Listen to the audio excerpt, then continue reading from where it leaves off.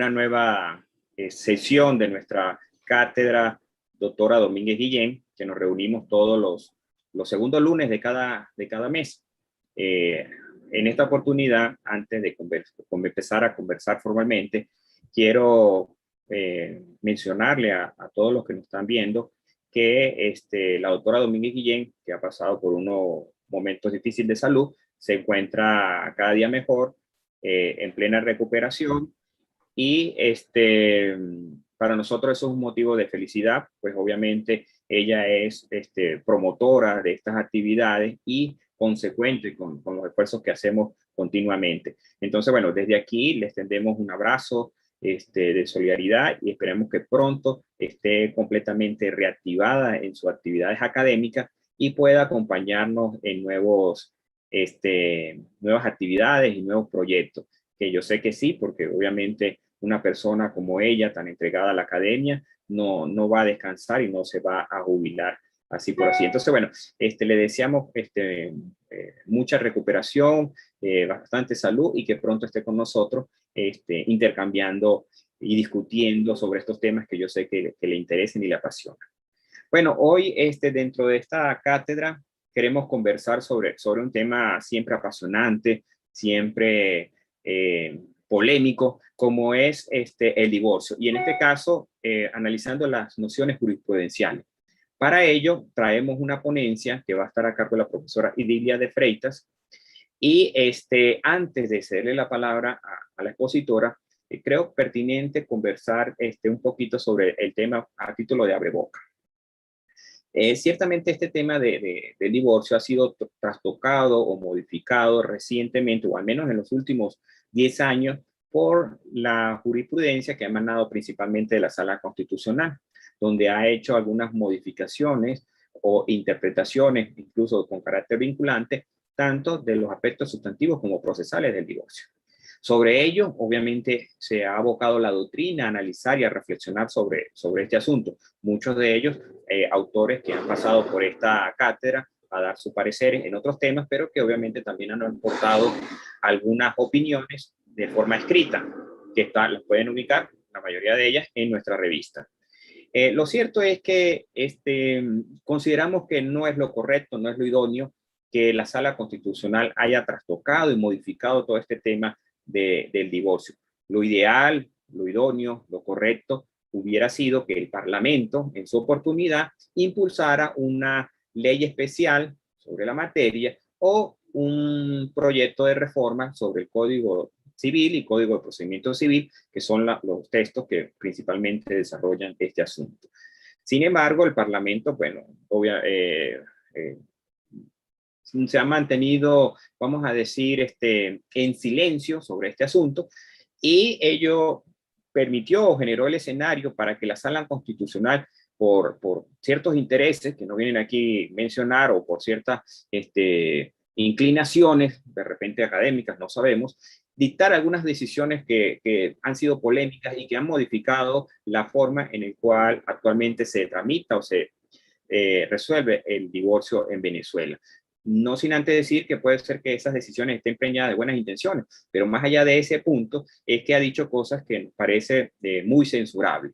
Y para ello quiero traer un simple ejemplo. Por ejemplo, ha indicado que las causales que están reguladas en el artículo 185 del Código Civil no son taxativas, lo cual es una afirmación contraria no solamente al texto expreso de la norma que acabo de mencionar, sino también a las fuentes históricas y a la doctrina que sobre la misma existe, donde queda en evidencia, queda bastante claro que la intención del Parlamento siempre fue el establecer unas causales cerradas, bajo una motivación que se justificaba en entonces, es decir, al menos en 1982, que fue la última reforma de ese artículo. Entonces, bueno, ello me permite destacar que hay una exteriorización de dos síntomas de lo que ha ocurrido con respecto al divorcio en general y el derecho de familia, que son uno. Primero, nos parece que existe un desconocimiento supino del derecho de familia por parte de la Sala Constitucional. Es decir, los magistrados y su equipo de apoyo no dominan como debieran estas instituciones, o simplemente las han minimizado en la importancia que tienen su estudio y su conocimiento. Y por ello han cometido errores que son fácilmente salvables con un poco de estudio o con una formación un poco más compleja. De allí que esta cátedra también toma esa debilidad y la quiere transformar para cambiar ese escenario, y por eso damos estas jornadas y impulsamos trabajos, libros y artículos en nuestra revista dirigida a lograr de que los operadores jurídicos se formen y no cometan esos errores que desde el pináculo del Poder Judicial se siguen cometiendo y que no se justifican. Lo segundo es que, lamentándolo mucho, el Parlamento no evidencia ninguna voluntad política de transformar nuestro derecho de familia y impulsar una reforma seria, una reforma científica, una reforma que esté avalada por los centros universitarios, por los académicos, por los expertos, que puedan cambiar nuestro actual escenario. Entonces, es un llamado obviamente a las autoridades, a los órganos competentes, para que asuman su rol, ya que ocupan unos cargos que generan responsabilidad, a los fines de poder, por una parte, formarse y formar a los equipos de trabajo para que puedan ser conocedores del derecho que quieren aplicar, y por otra parte, que el Parlamento se siente a proponer y a discutir un verdadero texto que reforme nuestro derecho de familia, que se encuentra envejecido y que tiene muchas lagunas en varios aspectos, como por ejemplo en materia de uniones estables de hecho, no obstante que de la Constitución se deduce que debió haberse dictado una ley sustantiva en esta materia desde hace ya 20 años. Entonces, bueno, no quiero seguir abundando en esta materia, pero sí creo que es importante siempre reflexionar sobre estos asuntos, porque son las causas de problemas más complejos. Entonces, bueno, ahora le cedo la palabra a la profesora Edilia, quien es profesora de escalafón de la Universidad Central de Venezuela en las cátedras de Derecho de Persona y Familia y Sucesiones, y también es profesora de la Universidad Monte Ávila, donde es profesora de Derecho de Familia. Por lo tanto, bueno, van a contar con una experta en estos asuntos y nos va a dar una ponencia donde va a reflexionar sobre los aspectos jurisprudenciales del divorcio. Profesora Edilia, tiene la palabra. Bueno, buenas tardes. Gracias, profesor Edison. Gracias por esta bienvenida y por esta introducción tan profunda como la habíamos ya hablado con anterioridad, que me metí en un gran compromiso a hablar sobre el divorcio, primero porque nuestro moderador maneja bien la materia del divorcio, y esto nos estamos dirigiendo a la cátedra de la profesora María Domínguez, y todos sabemos y somos conocedores que la profesora María Domínguez domina muy bien estos temas sobre civil. Y bueno, entonces tenemos un gran compromiso en la tarde de hoy. Pero bueno, en vista de la introducción del profesor Edison, es bien interesante ya resaltar que no vamos a estar aquí criticando o no las decisiones del Tribunal Supremo de Justicia como usurpador de poderes, con el ánimo de seguir resaltando que esto le tocaba a la Asamblea Nacional, como ya lo señaló el profesor Edison Valera. Ya bueno, tenemos estas sentencias que ya son vinculantes, ha trastocado la dinámica jurídica venezolana en el foro jurídico, y ya estamos hablando ya de sentencias desde el año 2014 y ya vamos al 2021, lo que quiere decir que ya tenemos 7 años con esto. Entonces, mi ponencia trataré en lo posible no ir analizando cada una de las sentencias que ya se ha dictado en la materia, como las 1070, las 693, las 446, que ya están muy analizadas por la doctrina, por el foro jurídico. Entre ellos tenemos algunos trabajos publicados en la revista del profesor Edison, tenemos trabajos publicados por Manuel Espinosa, que se habla sobre el divorcio, el profesor Oscar Riquese, que habla sobre las causales, y bueno, y tenemos la profesora María Domínguez en sus manuales civiles, y el último trabajo de ella sobre instituciones de derecho civil, que toca sobre la materia de estas sentencias. Lo que queremos resaltar acá, el meollo la razón de esta coyuntura que tenemos en materia de divorcio es por la protección que tenemos del Estado ante la figura del matrimonio. Y aquellos que estudiamos derecho de familia y nos enfocamos que el derecho de familia es una materia de orden público, donde está regulado la autonomía de la voluntad con muchas formalidades, porque el Estado le interesa ciertas instituciones y entre ellas no escapa el matrimonio. Y cuando vemos el matrimonio, vemos que muy expresamente señala nuestro Código Civil que la forma de extinguir a la misma se depende de un divorcio o de la muerte. Por supuesto, la muerte como un hecho jurídico no hay discusión acá, el vínculo quedó disuelto. Pero cuando vamos a esa disolución que es a través del divorcio, que es un acto jurídico, nuestro Estado, para garantizar esa institución del matrimonio, le cargaba de ciertas formalidades, de ciertos requisitos, al igual que para celebrarlo.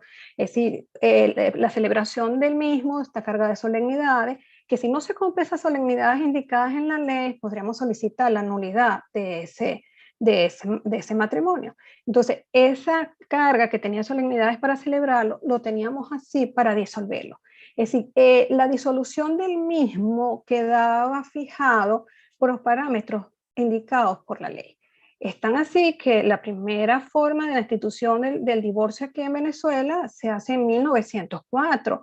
Suena muy lejos, pero cuando uno lo analiza frente a una institución jurídica, es relativamente nueva. Y como dice nuestro profesor Edison Valera, tuvimos nuestra última reforma cuanto a materia del divorcio en 1982. ¿Qué ocurría con esto? Aquellos que no son conocedores de la materia. En la práctica, en la dinámica jurídica, llevar un divorcio por las causales indicadas en el 185, porque era un divorcio contencioso, había que señalar las causales, deberíamos probar el incumplimiento de lo mismo, deberíamos probar la gravedad y lo injustificada de esas 6 causales, porque la séptima era enfermedades mentales declaradas por interdicción, declarado el cónyuge entredicho. Eso se hacían, parecía una especie ya de telenovela en los procedimientos, llevarle elementos probatorios y, como algunos señalan en la doctrina, llevaba fraudes procesales, llevar pruebas para demostrar esas causales frente al juez. Por supuesto, estoy hablando de un divorcio contencioso que existía en 1982 y que aún existe, porque todavía tenemos que aclarar que cuando nace esta sentencia 693 del año 2015, que señala que las causales son enunciativas, se mantiene, y de mutuo consentimiento, se mantienen a un divorcio contencioso.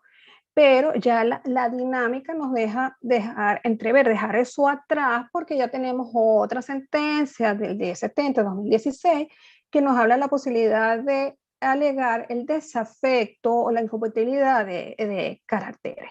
Entonces, por ende, ir ahorita a un divorcio donde señalas una causal, por ejemplo, de abandono o de adulterio o de injuria grave o de maltrato, sevicia, etcétera, frente a un juez ante la posibilidad de un divorcio tan sencillo como ahorita lo denomina la doctrina, un divorcio libre, porque no necesito contención, no necesito abrir una articulación probatoria, sino basta a uno de ellos acudir al tribunal y señalar que no siente afecto, no siente ningún vínculo con su pareja y por ende lograr ese divorcio. Entonces, por ende, ese divorcio que nos costaba tanto en la práctica demostrar las causales indicadas, se hacía bien difícil, y aparte que todos los que estamos en la área sabemos que en la parte emocional de la disolución de un vínculo es bien fuerte, y cargarlo de estas situaciones, de elementos probatorios para llevar, porque veíamos un divorcio tipo sanción, es decir, vamos a sancionar a aquel que incumplía. Es decir, el único que podía alegar el divorcio era el supuesto cónyuge inocente frente a la otra pareja. Cuando explicábamos a nuestros estudiantes los divorcios no contenciosos, como sería el 185A, o la separación de cuerpo con conversión a divorcio, que eran los no contenciosos. También sorpresivamente tenemos otra sentencia vinculante, que eso nace de un tribunal de municipio que trató de darle un meollo, una interpretación al 185A, y después termina un recurso de revisión. No sería el tema aquí de explicar, del 185A, donde tenemos también un divorcio bien marcado, pues en 1982, no contencioso, que tenía que tener la voluntad de los dos, cuando uno de ellos dos solicitaba, o los dos solicitaban la convivencia de más de 5 años, y la ruptura de la convivencia por más de 5 años, y si él no comparecía el otro y el otro negaba, se cerraba automáticamente el expediente. Ahora se llama, ahora no, actualmente se ordena una articulación probatoria prevista en el 607 del Código de Procedimiento Civil para probar si realmente hay una ruptura. Es decir, de un divorcio que pasó no contencioso, pasamos a un divorcio no contencioso. Y bueno, de la separación de cuerpos, creo que, bueno, no creo, es la única que se ha mantenido en la misma línea, que se solicite la separación de cuerpos, y una vez transcurrida un año de la misma, se solicita la conversión. Cuando se cita la otra parte, si no va conjuntamente ambos cónyuges y uno afirma que hay reconciliación, entonces se abre una circulación probatoria de 8 días para probar si no hay reconciliación. ¿Qué quiero llevar con esto? Nosotros teníamos este divorcio que era unas causales netamente taxativas, que teníamos que encauzar el divorcio indicadas en las mismas, y sorpresivamente el Tribunal Supremo de Justicia, en aras del libre desenvolvimiento de la persona, dando una naturaleza jurídica al matrimonio como si fuera una materia contractual para justificar la decisión de la misma, y señala que ahorita las causales no son enunciativas, que se puede alegar cualquiera otra distinta a la misma, o que se puede solicitar de mutuo consentimiento. Y posteriormente alarga un poco esa sentencia con la 1070, que habla del desafecto y que habla de la incompatibilidad de caracteres. Entonces estamos dentro de ahorita de un divorcio que a veces nos preguntamos que si necesariamente ahora tenemos que ir a una vía judicial para disolver un vínculo cuando ya hablamos de divorcios libres. Con esto quiero asomar lo que ya ha asomado el profesor Edison en su trabajo de estudio del derecho de familia, y lo ha mencionado en su trabajo, algunos trabajos sobre sentencias de divorcio en la revista, que podríamos entonces llevar allá a esta disolución del vínculo matrimonial, sea lo más fácil, sea lo más expedito, sea más fácil, y lo por vía administrativa. ¿Por qué no frente a un registrador? ¿Por qué no frente a un notario? Si bien, ojo, yo sé que nuestra legislación actual habla de un divorcio que tiene que ser por vía judicial, que la disolución del mismo debe ser por vía judicial. Pero si todos ya sabemos lo que estamos en esta práctica, esto no quiere decir que yo estoy aquí en área, estoy en pro del divorcio, todos, y lo ha afirmado así la profesora María Domínguez en sus trabajos, todos sabemos que no hay hombre, no hay ley, nada que pueda unir dos personas cuando ya no quieren estar juntas. Eso lo veíamos anteriormente en los divorcios que llevábamos contenciosos, que si primer acto de conciliación, segundo acto de conciliación, cuando íbamos a tribunales, y cuando el tribunal decidía sin lugar la sentencia, sin lugar a la disolución del vínculo, sabíamos que esas parejas en la práctica no había manera de que ella se uniera, que quisiera restaurar ese vínculo. Es decir, indistintamente de las críticas que podemos hacer al Tribunal Supremo de Justicia, sabemos en la práctica que esto era una manera ya de disolver algo que ya dos personas no quieran estar juntas. Si bien algunos señalan que cuando hablamos del matrimonio, como hablamos que es un acto jurídico, se necesita la manifestación de la voluntad de los dos, que ocurre en la manifestación de la voluntad de dos personas para divorciarse. Creo que ya esto es diferente, Porque estamos hablando que en la vida matrimonial, las circunstancias, los intereses o lo que pueda conllevar una pareja puede modificar. Y ciertas circunstancias que se podía tolerar al principio no se pueden tolerar al final, y que a veces, para que eso no pase a situaciones peores o a situaciones de peor manejo ante el vínculo familiar, te da la posibilidad de este tipo de sentencia. Entonces, esta sentencia de 446 del 2014, que habló la posibilidad de que si usted tiene una ruptura de 5 años y solicita el divorcio porque está separado más de 5 años y la otra parte lo niega o no comparece, abrir una articulación probatoria. Volvemos al tema, eso era materia legislativa, era materia de asamblea, pero ya lo tenemos, ya tenemos eso en la práctica y eso está del 2014, como lo señalé al principio. La otra sentencia de las causales taxativas que tenemos, que son las 7 causales indicadas, queda todavía analizar por allí qué ocurre cuando la situación de desafecto es alegada ante un cónyuge que tiene enfermedades mentales declarado entredicho. Porque recuerden que la única causal que es obligatoria para juez fijar la obligación de alimento es por la causal séptima, cuando se solicitaba el divorcio por enfermedades mentales. Si bien en el año 2017, en la sentencia número 136, habló la Sala Casación Civil sobre el procedimiento que se debe llevar sobre este tipo de divorcio, quedó muy claro que aquí no se tiene que salir contradictorio, que no se tiene que darle una prueba, elementos probatorios. Fijó que hay que citar la otra parte para que estén al tanto de que se le está llevando un procedimiento de desafecto. También se mencionó que cuando hay menores, el desafecto se alega por tribunales de menores, por lo previsto en la Ley Orgánica de Protección de Niños, Niñas y Adolescentes, y cuando, si no, por los procedimientos por el juez municipal. Pero no se ha hablado todavía cómo fijar esa obligación de alimento cuando estamos hablando de un enfermo mental. En esto, también quisiera resaltar que en estos procedimientos de divorcio, como ya se llama divorcios libres, basta la manifestación, el deseo, la solicitud de una de las partes frente a los órganos judiciales.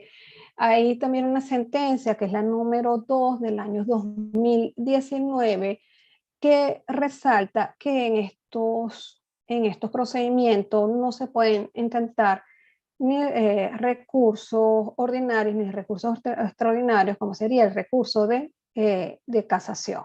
Entonces, fíjense que en la línea que va nuestra jurisprudencia de Tribunal Supremo de Justicia es facilitar la disolución de estos vínculos. Si bien algunos señalan que ya debería desaparecerse de hablar de las causales del Código Civil del 185, en vista de toda esta sentencia, que el Código Civil, en cuanto a este tipo de divorcio, entró en desuso, pasó casi que a la historia, porque sabemos que en la práctica la mayoría están acudiendo, generalmente podríamos decir el 90% de los casos, solicitar por desafecto. Algunos señalan que, bueno, que las otras causales se quedan porque de repente una de las partes quiere intentar un procedimiento contencioso. Bueno, cuestión que yo hoy en día todavía no lo veo, porque todos sabemos el desgaste que implica ir a los tribunales, el desgaste que implica, lo lento que es nuestros tribunales para el proceso de un divorcio contencioso, y no alegar el divorcio por desafecto.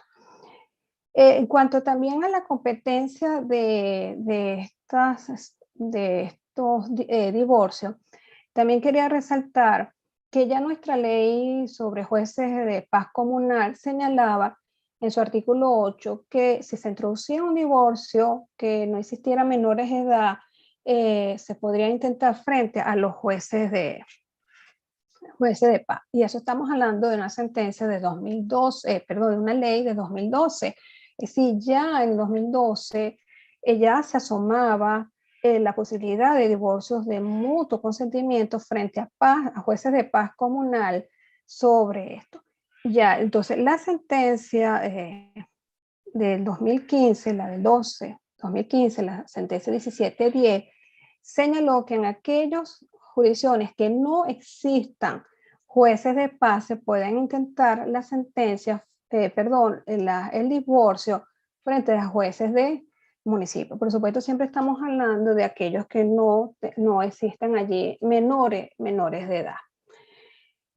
¿Qué podemos decir para ir cerrando estas ideas de la disolución del matrimonio, un matrimonio cargado de formalidades para constituirlo con tantas solemnidades, con tantos impedimentos para celebrar una institución bien protegida por el Estado? Y ahorita muy relajada por el tema del divorcio, que tenemos ahorita estas herramientas criticales o no sobre lo mismo, que deberíamos como canalizar ya todo dentro de una normativa bien mejor regulada, más que una línea, no tener toda esta sentencia suelta, dispersa, donde cuando hacemos un nivel de demanda, de solicitud, perdón, de divorcio, tenemos que citar cada una de las sentencias, según sentencia tal, según sentencia tal, según sentencia tal, para poder solicitar el divorcio, llevarlo mejor, un desarrollo de la misma, canalizarla dentro de una futura reforma del Código Civil que no solamente toque el tema del divorcio, que toque el tema, como señaló el profesor eso a su principio, que toque también el tema de las uniones estables de hecho, y que se vayan regularizando cada una de las mismas y lleguemos como una línea sobre lo que es el tema de divorcio, resaltando que ya tenemos 7 años de la primera sentencia de la misma. Bueno, con esto quiero abrir el tema a la palabra, si quieren preguntar, tenemos algunas personas presentes aquí por Zoom y por YouTube, si quieren plantear algunas preguntas sobre el mismo, estoy a la orden para escucharlas.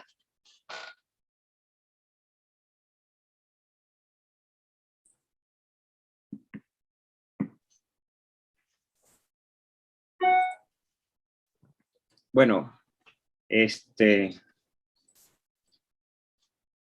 bueno, mientras intervienen algunos que estén por aquí, chequeamos qué hay por YouTube, ¿verdad? Lo que sí quiero subrayar es que efectivamente, como lo dice la profesora, el tema no está completamente resuelto. Bueno, para nada. Para nada. Necesitamos una ley. Necesitamos una ley. Nuestro sistema es fundamentalmente legalista.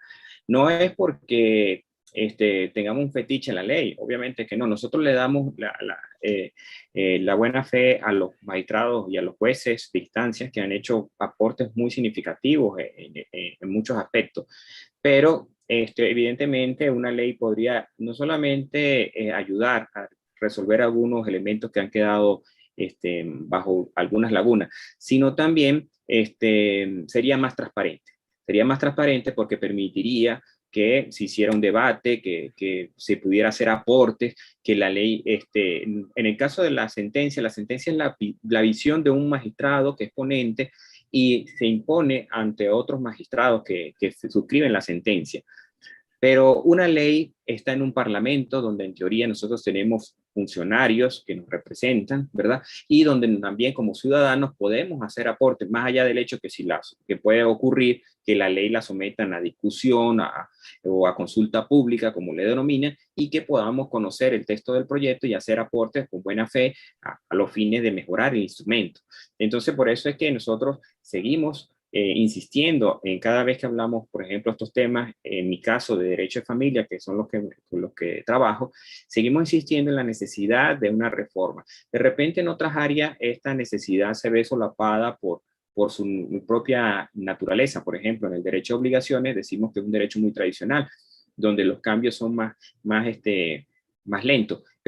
Y aún así, sabemos que necesitamos cambiar algunas figuras para actualizarlas y adecuarlas a los nuevos tiempos.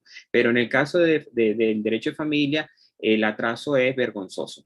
Nosotros que estamos siguiendo constantemente el derecho comparado, vemos cómo Colombia, como recientemente en Argentina, Colombia está impulsando un proyecto, España recientemente ha hecho algunas modificaciones y casi todos los años aportan nuevas ideas, nuevas reformas, México también, Chile ni se diga, Perú, es decir, todo el continente, todos nuestros países hermanos están constantemente reformando, actualizando y mejorando su derecho de familia, y nosotros vivimos en un atraso y vivimos en una ilusión de querer de repente poder tener un texto que adecúe en las realidades de la gente, de los ciudadanos, a las necesidades. Porque una ley de divorcio no es una ley para Edison, no es una ley para la profesora Ilia, es una ley para los ciudadanos, y más que todo para esos ciudadanos que son los más excluidos, que de repente no puedan contar con recursos para acudir a bufetes y abogados que puedan darle toda la asesoría necesaria, sino esos ciudadanos de a pie, esos ciudadanos que luchan todos los días para conseguir sus panes y conseguir sus sueños, son aquellos los que en realidad demandan con mayor urgencia un texto que les ayude a salir de esa situación donde están casados y tienen 20 años que no ven a su pareja y que tienen una unión estable de hecho y no saben en qué están. O ahorita con el tema de la migración, donde muchas familias se han ido y ahora no sabemos dónde están los esposos, dónde están los hijos, dónde están todos los parientes. Entonces, yo creo que nosotros desde aquí aportamos nuestro granito de arena para la reflexión, pero es evidente que se requiere tomar carta en el asunto por las autoridades que para eso asumieron ese rol de diputado o de parlamentario o de asambleísta, y también de los magistrados también, que también tienen, ¿cómo se llama?, cualidad para hacer proyectos y llevarlos al Parlamento, que en realidad tomen este asunto con seriedad y podamos avanzar un poco. Yo sé que las sentencias han permitido avanzar un poco, pero todavía nos falta mucho. Entonces, bueno, creo que tenemos que seguir trabajando. Doctor. Sí, sí, bueno, yendo la línea tuya, Edison, es verdad, cada vez que vemos en la práctica lo que te consulta, lo que te pregunta, en la dinámica de la calle, de las personas, te quedan como muchas aras abiertas, porque si bien el magistrado, el Tribunal Supremo de Justicia, casi que podríamos decir, lanzó todas estas sentencias, pero no hay una preparación, un estudio como se puede hacer en la asamblea cuando se va a discutir una ley, cuando debe ser discutida. Fíjate lo que siempre te preguntan, bueno, pero si yo me voy a un 185A y demanda, entonces si la otra no asiste, yo puedo solicitar medidas cautelares en ese procedimiento, ya puedo solicitar la separación de bienes en un 185A contencioso y pedir medida. Un procedimiento de desafecto ya puedo solicitar medidas cautelares. Todo esas cuestiones que lo tenías regulado para los divorcios contenciosos, para solicitar medidas cautelares.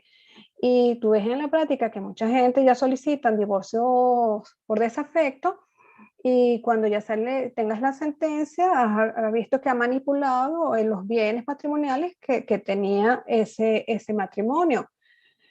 Cuestión que no ocurre cuando tú solicitas un divorcio contencioso, que ya estás solicitando las medidas cautelares que se ven en la práctica, que lo hace, que se van a los divorcios contenciosos para solicitar provisiones enajenarias, gravar y algunos embargos sobre los bienes para evitar eso. Y bueno, en materia de menores, es lo que siempre te pregunto, señora, indistintamente que se vaya por un divorcio libre, todas las instituciones familiares se van a respetar el menor, se va a respetar lo que se va a discutir sobre la convivencia familiar sobre el mismo, quién va a tener las custodias, cómo va a ser la obligación de manutención, cómo va a ser la convivencia familiar, indistintamente que sea un divorcio contencioso o estos tipos de divorcio libre. Es decir, yo no le veo la preocupación de muchos que si yo me voy por esto, yo no puedo solicitar instituciones. No, las instituciones se van a mantener igual y se van a respetar igual en los tribunales cuando hay este tema de menores de edad. Profesora, hay algunas intervenciones por YouTube que voy a leer. Dice Leonardo Martínez, ¿es realista que se dé la posibilidad de realizar el trámite de divorcio a través de Internet de manera automatizada, sin ningún contacto con el juez o el funcionario? Bueno, es que cuando habla de forma automatizada sin ningún contacto del juez o funcionario, no sé a qué se refiere, porque aunque sea por un sistema de internet o un sistema online, generalmente siempre vas a tener un contacto con el juez y con el funcionario para que se celebre ese divorcio. Por ejemplo, ahorita en Portugal, en vista de la pandemia, se regularizó la posibilidad de celebrar o solicitar divorcios a través de vía de internet, pero tiene que haber una formalidad, una solicitud frente al juez, que el juez también le dé entrada, y una vez se cumplan las formalidades de notificar o citar a la otra parte que se está llevando a cabo un divorcio por esa modalidad. También tenemos un amigo, Derecho Randall, que nos dice, los tribunales de municipio deberían conocer de todos los divorcios, incluyendo los niños y adolescentes, ya que los mismos por lo general se encuentran en la capital, ahora de los municipios foráneos.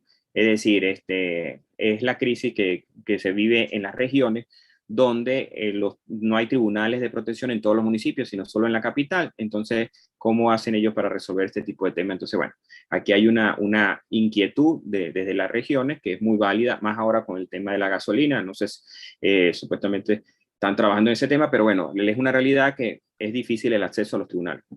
Sí, bueno, ya sería como una realidad muy puntual a cada situación, pero yo manifestar aquí sería un poquito irresponsable decirle, bueno, no, que lo tomen los tribunales de municipios cuando sabemos que materia de niños y de adolescentes es una materia muy especial, de una jurisdicción muy especial. No sé cómo estarían llevando esos casos puntuales en el interior del país cuando no existen tribunales de menores. También Luis Beltrán nos dice, Madile, nos dice, cierto, está muy disperso la materia de divorcio, diferente a lo establecido en el Código Civil. ¿Por qué dejar abierto prácticamente las causales de divorcio? De pronto establecerán otras causales. Bueno, yo creo que sí, sí se abrió el abanico, pero al dejarlo con desafecto y mutuo acuerdo, ya ahí no, las opciones, pues, serían esas dos las opciones ideales. Sí, se desvanece porque cuando ya el tribunal señaló que las causales eran enunciativas, recuerdo cuando estábamos en la Escuela de Derecho en esa oportunidad, nos preguntaban, bueno, ¿qué otras causales pueden ser distintas a las 7?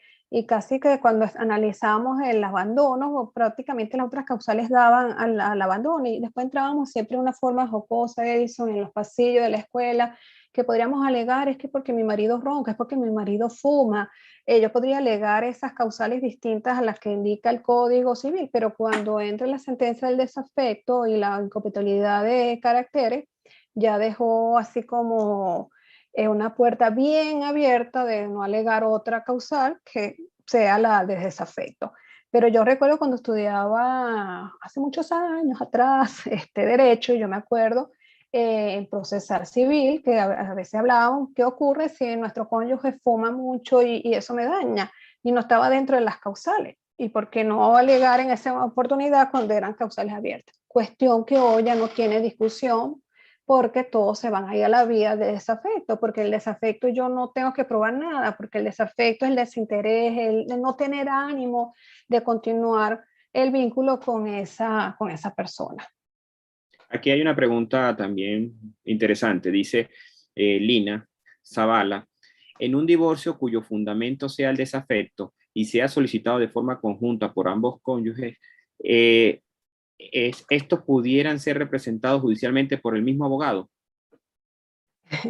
Mira, esa pregunta se hace bastante en la práctica. Yo me he preguntado por qué no puede estar asistido o representado por un abogado por ambos cónyuges. Pero es que yo creo que en lugar de pedirla, solicitar, creo, yo lo asesoraría así, en lugar de solicitar el divorcio por desafecto por ambos cónyuges, que solicite el divorcio por mutuo consentimiento. que también es posible, y que el abogado represente ambas partes. Claro, yo creo que eso viene de una tradición, de la visión que existía del divorcio, de proteger al matrimonio y entonces por los acuerdos, ¿cómo se llama? Cuando los acuerdos las reuniones que se hacían para reconciliarse y eso, entonces, bueno, no se permitía que un abogado asistiera a los dos porque obviamente iba a haber conflicto de intereses. Pero ya ahorita, donde se tiene otra visión, donde no se trata de defender a capa y espada un matrimonio que está en crisis y que no va a funcionar, pues obviamente esta visión debería cambiar y debería permitirse de que si las partes están de acuerdo, ya que es un tema privado, de ser asesorado por un mismo abogado y obviamente partiendo del hecho que el abogado sigue rigiéndose por el código de ética, ¿verdad? Por las normas de deontología, del cual nos ha hablado también bastante el profesor Manuel Espinosa Mele. Entonces, bueno, no creo que debería haber obstáculos para este tipo de asuntos. Vamos a seguir, hay otras preguntas. Dice, en materia, Soran García dice, en materia de protección, ¿cuál pudiera ser su consideración respecto al poder instancia familiar? Hay exigencias muy particulares de algunos jueces. No entendí esa pregunta de inicio. Bueno, no tampoco entiendo porque puso aquí consideraciones respecto del poder institucional, familia, me imagino. Hay exigencias particulares de algunos jueces. Bueno, me imagino que debe ser de alguna petición exclusiva de algunos jueces, como no hay unas normas objetivas, sino está en la sentencia, puede ser que algunos jueces pidan cosas o hagan trámites puntuales que modifiquen la lógica del trámite, bueno, no, me imagino, pero bueno, de todas maneras, Sora nos puede escribir con más detalle para entender un poquito más la pregunta, porque no vemos el contexto. Por aquí, Joel Bechimol dice, ¿es factible regular? Ella habla sobre las instituciones familiares. Sobre las instituciones familiares. Eso fue lo que quiso, no entendí. Consideraciones respecto a las instituciones familiares y las facultades, pues bueno, yo creo que es un tema más complejo y que sale el divorcio. Está atado al tema de divorcio porque la ley los vinculó, pero las instituciones familiares siguen teniendo actualmente un régimen bien claro en la ley orgánica para la protección de niños y niñas y adolescentes que lo regula. Entonces, bueno, el juez obviamente tiene unos principios que lo rigen, en este caso de protección, y por lo tanto, mientras no se salga de su rol y mientras se cumpla con el derecho sustantivo, no creo que debe haber problema. Sí, sí, yo me imagino que ella lo que quiere decir, hay jueces a veces en materia de menores que exige cuando se nos otorga poder para representar a los cónyuges, que también se mencionen las instituciones familiares, que se haga mención exacta y puntual y escrita en el poder, que vamos también a hablar sobre las figuras familiares allí, cuando hay menores de edad. Pero creo que eso es a veces está innecesario, porque si tú vas a un divorcio donde hay menores de edad, por supuesto sabemos, con el respeto de la Ley Orgánica de Protección de Niños y Adolescentes, que tienes que tocar las figuras de instituciones familiares. Y es igual, el que nos está otorgando el poder allí son los cónyuges que se están divorciando y que por ende son padres y que por ende sabemos que vamos a tribunales de menores y que por ende vamos a tocar las instituciones familiares.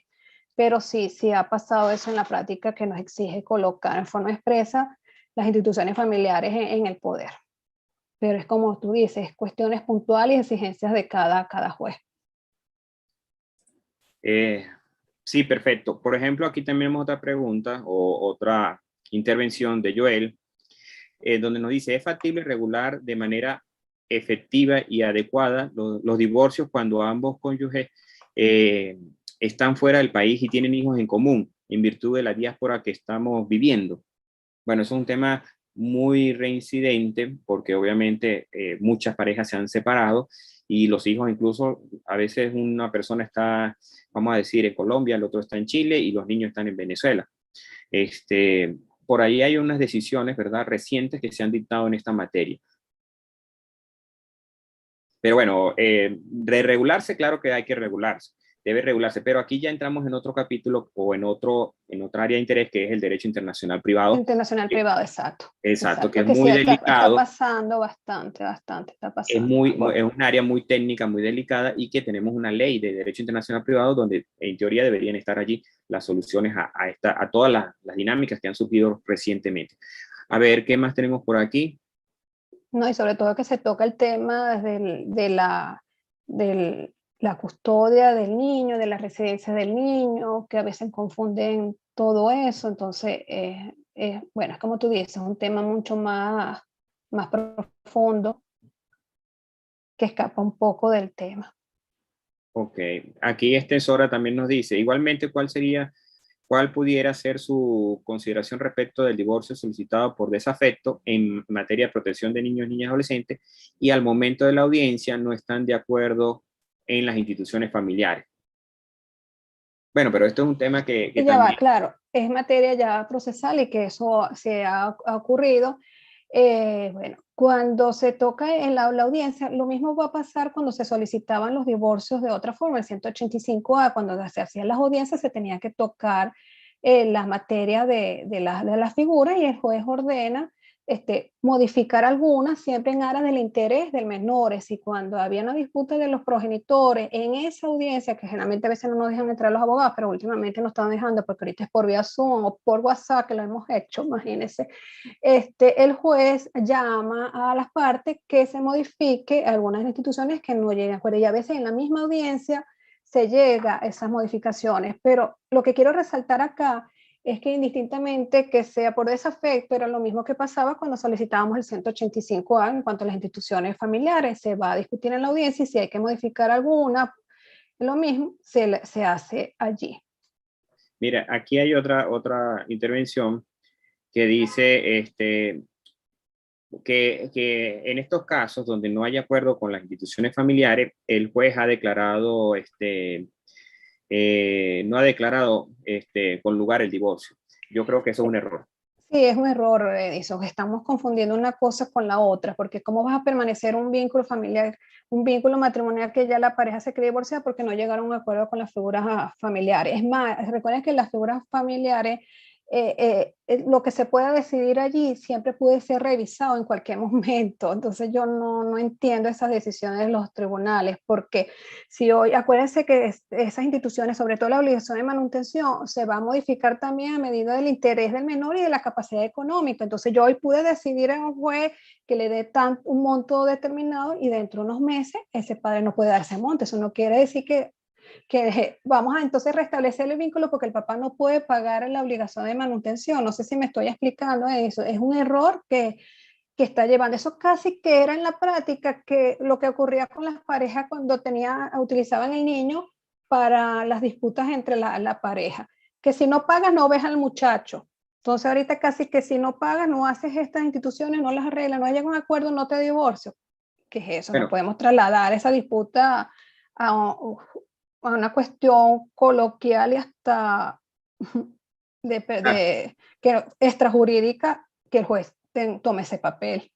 sí, bueno, yo diría que sería ignorancia supina del derecho, porque son dos cosas distintas. El divorcio es una cosa, las instituciones familiares son otra. Están vinculadas en este caso porque obviamente al declararse el divorcio la pareja se separa y hay que resolver por vía de consecuencia las instituciones familiares. ¿Qué debería hacer un juez? Simplemente la ley le da los poderes y las herramientas para construir un consenso sobre las instituciones familiares. Si no logra construir un consenso, él tiene que decidir, obviamente bajo los principios que también la ley regula, entre ellos obviamente el interés superior del niño, y de acuerdo a ello debe decidir lo que más le convenga a ese niño y resolver lo de las instituciones familiares, y después que resuelva ese asunto, dictar la sentencia con lugar del divorcio.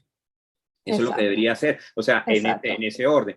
Declarar sin lugar el divorcio simplemente genera pérdida de recursos para las partes, no resuelve el asunto. Yo diría que incluso podría interpretarse como denegación de justicia. No, Porque, no, es que yo no me veo eso en la práctica, imagínate, y después tenemos la sentencia que no se puede intentar recurso, entonces las partes intentan un recurso, llega el de arriba y dice, mire, usted no puede intentar recurso, váyase para abajo.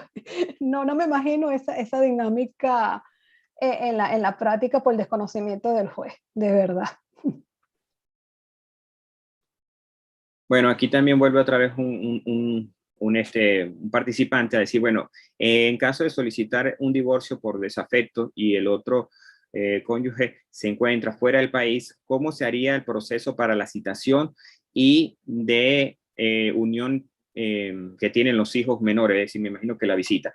Bueno, ya, pero el problema es que este tema es cuando hay un elemento de extranjería, pues obviamente hay que analizar el derecho internacional privado, que es un área muy técnica y donde, gracias a Dios, por ejemplo, aquí en Venezuela tenemos muchos profesores y autores expertos que verdad que tenemos bastante documentación sobre este asunto. Entonces, claro, lo que hay es que obviamente analizar el tema de divorcio desde otra perspectiva. Es decir, hay que incorporar el derecho internacional privado, hay que buscar cuáles son los elementos que permiten solucionar esos conflictos, ¿verdad? Por elementos de extranjería y obviamente hay unos tratados y unas convenciones sobre notificaciones y citaciones y también incluso actualmente se permiten citaciones y notificaciones, incluso audiencias por vías telemáticas, porque se han creado convenciones y acuerdos en esa materia. Entonces, en realidad esto ha avanzado mucho desde el punto de vista práctico, no por la pandemia, incluso eso era antes de la pandemia, ya se estaba analizando a través de algunas convenciones incorporar la posibilidad de cuando uno de las personas se encuentra fuera del país, poderlo citar por intervención de vía Cancillería y a un tribunal en otro país que acuda al tribunal y ahí hacer una videoconferencia entre tribunal y tribunal. Y bueno, ahora con la pandemia, pues obviamente esos esfuerzos telemáticos también han aumentado. También sobre esta materia, bueno, el profesor Amoni ha escrito mucho y hay muchos autores que están trabajando. Entonces, por ejemplo, lo que hay es que yo creo que documentarse un poquito más, hay que trabajar un poquito más para aprender sobre estas nuevas modalidades que, bueno, por las realidades que estamos viviendo, han surgido. Entonces, bueno, Ángel, por ahí hay una luz. Bueno, Sí, tendríamos que convocar a la profesora Claudia Madrid para que nos dé sí, sí, la una profesora ponencia Claudia. de Derecho Internacional Privado, porque en la práctica lo que yo he visto, bueno, cuando hay un factor de extranjería, cuando uno de los progenitores está afuera y el otro está acá, como se demanda por el último domicilio conyugal y como el último fue aquí en Venezuela y uno está afuera, están otorgando poderes a través de vía consular, se envía el poder de esa persona que está afuera y entonces se acompaña en la solicitud por, por divorcio de mutuo acuerdo, no tanto por ese afecto, sino por divorcio de mutuo acuerdo. Entonces Bueno, se asiste el que está aquí en Venezuela y el otro abogado asiste el que está afuera. bueno, una última pregunta que nos la hace Eduardo Vivas. Nos dice, buenas tardes, doctora, ¿cómo sería su percepción en relación al equilibrio de sentencias cuando en la realidad se tiene sentencias para divorcios que generan derecho a situaciones de patrimonio y vemos cómo en el caso del concubinato se debe tener sentencia firme para ir a dichos procesos de partición sucesoral, etcétera? Bueno, creo que estoy interpretando lo que él quiere decir es que en materia de unión estable de hecho es más complejo porque hay que, según él lo que él nos dice, hay que intentar un juicio ordinario para aprobar el concubinato, para después acceder a esa sentencia que permite la partición. Sobre ese tema, el profesor Manuel Espinosa Melé tiene un trabajo que habla con bastante detalle sobre ese asunto.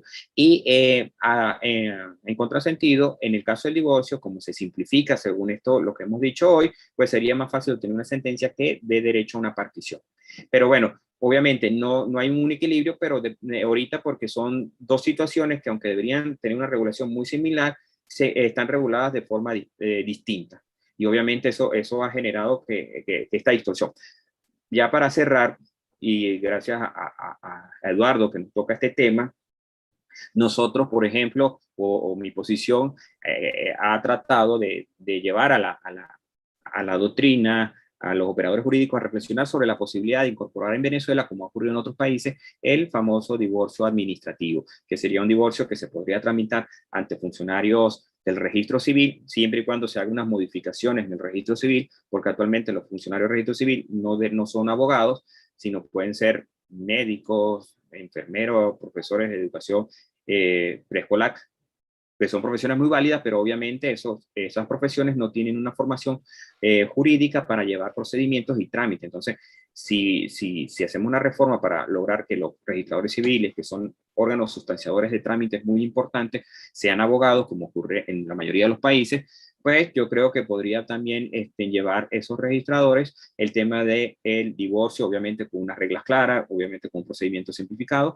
y con unas garantías en cuanto a la seguridad jurídica y el derecho a la defensa. Entonces, bueno, esa propuesta podría, por ejemplo, solucionar el problema de nuestro amigo que está en la región y que no tiene, por ejemplo, acceso real a los tribunales porque tiene que viajar 12, 5 o 6 horas para acudir al tribunal y poder interponer un divorcio en un tribunal de protección porque en su municipio no cercano no lo tiene. Entonces, cambiaría porque los registros sí están municipalizados y pueden haber diferentes registros en una misma localidad.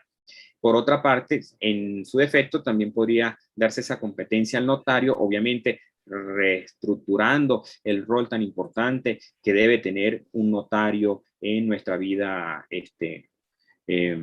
económica, que actualmente las notarías, los registros, pues están muy golpeados, pero debemos rescatar no solamente las notarías como instituciones, sino también el prestigio, el rol que tiene un notario y un registrador para la vida económica de un país y para la recuperación de la vida económica de un país. Profesora, no sé si quiere agregar algo más. Sí, sí, no, para cerrar un poquito la idea de la inquietud del señor que escribió sobre el participante, perdón, sobre el concubinato, que él dice que es mucho más engorroso, que hay que probar, que hay que obtener una sentencia medio declarativa, que pruebe la situación de hecho para pedir la partición de los bienes. No, mire, recuerde que en el matrimonio es igual, porque mientras existe el vínculo matrimonial, toda disolución, liquidación de la comunidad conyugal es nula. Por eso se exige que exista una sentencia de divorcio para proceder a la partición. La única que se puede hacer la partición con anticipación es con la separación de cuerpo y bienes. Y bueno, para no tampoco ampliar el tema del concubinato, las uniones estables de hecho, recuerden que a partir del 2010, si también tienes el concubinato registrado, ya tienes una prueba ya preconstituida sobre lo mismo y somos ya del criterio que no requiere ir a obtener una sentencia mero declarativa si tienes el concubinato registrado. Bueno, yo veo que el profesor Edison le apasiona bastante este tema, como lo pudieron ver, y que compartimos 100% el tema de ir a un divorcio por vía administrativa, sobre todo adaptando también la realidad venezolana, como acaba de decir el profesor Edison, y que bueno, que nuestro también, entonces debería existir una modificación de la Ley Orgánica de Registro Civil, donde se señala que los registradores deben ser abogados para tener esta posibilidad y bueno, de que puedan realizar divorcios por La ventaja es que, mire, cuando tengamos que hacer la nota marginal en la parte de matrimonio, si vamos frente a un registrador, mire, todo es trámite rapidito, y si vamos al registrador nos divorciamos y hacemos la nota marginal en el acta del matrimonio y bueno, ya salimos y no tenemos ese engorroso, tenemos la sentencia, mandarla certificada, mandarla al registro para que la registre, haga la nota marginal, tenemos todo un procedimiento allí bien expedito sobre el mismo. Ojo, eso no quiere decir que no estamos en contra de la institución del matrimonio. Consideramos que la institución del matrimonio es una institución válida, bien estructurada, pero llevamos a la conclusión que si no se puede mantener, hay que dar la facilidad y las herramientas a las mismas. Bueno, por último, tengo aquí una pregunta muy interesante de Alexi Quiñones, que nos dice, tengo la siguiente duda. Una vez sentenciado el divorcio, en el caso de que existan menores de edad, se procede a través de la jurisdicción especial para la partición. Y él se pregunta, ¿esto es algo civil? Me permito responderle. Este es un tema que yo ya lo traté de dilucidar en otro trabajo que publiqué por allí, porque es algo muy contradictorio. Es decir, el tema es que la ley establece que cuando hay menores de edad, la jurisdicción le corresponde a los tribunales de protección, o la competencia le corresponde a los tribunales de protección de niños, niñas y adolescentes. Pero después que se ha disuelto el vínculo, se han regulado las instituciones familiares, la pregunta es, bueno, ahora vamos a partir los bienes. Y entonces la ley, de manera expresa, señala que esa partición debe conocer al Tribunal de Protección. Yo no estoy de acuerdo con esa posición de la ley o del Parlamento o del legislador. Me parece que es contrario al espíritu que subyace en los principios que rigen esta materia, que es una materia especialísima, donde los tribunales de protección no hay que saturarlo de casos civiles. Ya aquí es una discusión de bienes, y esos son bienes donde vamos a discutir propiedad, y la propiedad es de María y de José, que estaban casados, no es de los niños. Distinto es el caso de otros sistemas donde, por ejemplo, se crean preferencias y privilegios en cuanto al inmueble que forma parte de la vivienda familiar, y se establecen reglas específicas para determinar quién va a quedar habitando ese inmueble o a quién le va a corresponder el uso del inmueble, no la propiedad, porque la propiedad se resuelve con la partición, pero el uso se puede regular estableciéndose unos lapsos para solventar la coyuntura que surge con respecto al divorcio, de que, bueno, ya ahora la pareja se separa y hay una sola vivienda y hay unos niños, ¿quién queda viviendo con ellos? Aunque la vivienda le quede al señor, pues la ley establece, por ejemplo en España, que el uso lo continúe la señora con los hijos hasta cierto tiempo o hasta cierto momento. En Venezuela no existen normas específicas en materia de uso de vivienda, que hacen falta, por supuesto, pero no existen. Y entonces no entendemos entonces por qué se le da esa competencia al Tribunal de Protección cuando no va a decidir nada que en realidad esté relacionado de manera directa con los niños, de manera indirecta tal vez, pero no de manera directa. Entonces, es un tema que la ley le da esa competencia a los tribunales de protección, pero no es correcto porque en realidad es un tema estrictamente civil, y lo que hace en definitiva es saturar a esos tribunales de protección de más causas donde de repente no tengan las herramientas para resolverlo, o pudieran abocarse a conocer de unas causas que sí son más relevantes, como son las instituciones familiares. Entonces, es una duda que existe, es un reclamo que podría resolverse con una posible reforma, ya sea que se regule el tema del uso de la vivienda, o ya sea que no se regule, pero entonces se establezca que esa partición la conozca el Tribunal Civil, porque en realidad están discutiendo derechos, son de adultos.